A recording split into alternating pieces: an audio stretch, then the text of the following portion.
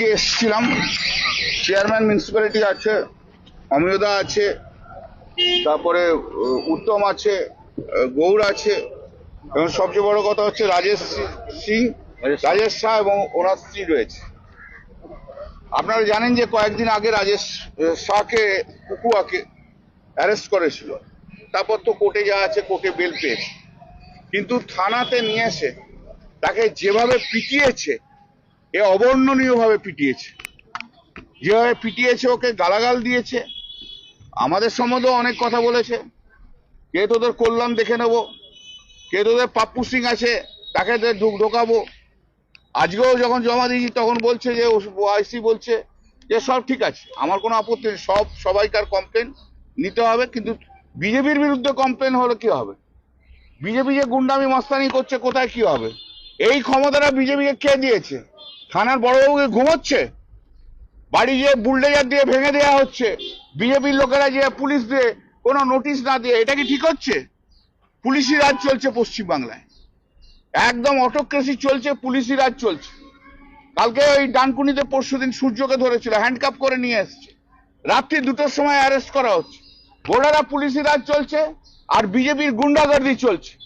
বিজেপির গুন্ডাগার্দি, পুলিশের ক্ষমতা নিয়ে পুলিশের এইসব করা হচ্ছে।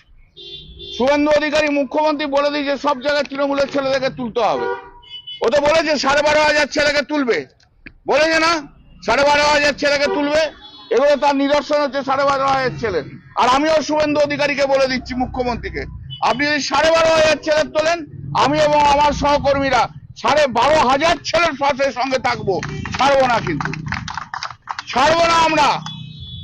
পুলিশি রাজ খতম করতে হবে, পুলিশি রাজ দিয়ে হবে না।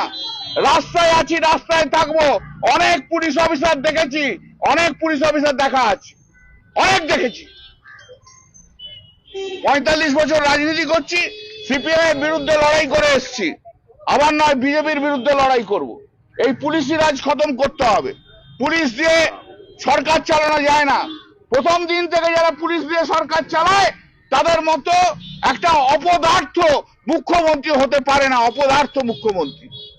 আবার আমরা আগামী সপ্তাহে প্রোগ্রাম নিচ্ছি, আপনারা দেখতে পাবেন, আপনারা জানতে পারবেন। দিলীপ ঘোষ আজকে সকালে বলছে জেল তৈরি করা হচ্ছে তৃণমূলদের ঢোকানোর জন্য।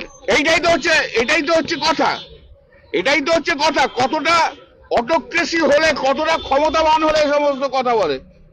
অশিক্ষিত লোকেরা মন্ত্রী হয়ে গেছে, তাতে কি করা যাবে? অশিক্ষিত লোকেরা যদি মন্ত্রী হয়ে যায়, যারা আইন জানে না, যারা সংবিধান জানে না, তারা যদি মন্ত্রী হয়, তাদের যা হবার তাই হচ্ছে দেশে, পশ্চিমবাংলায়। কিন্তু মনে রাখবেন,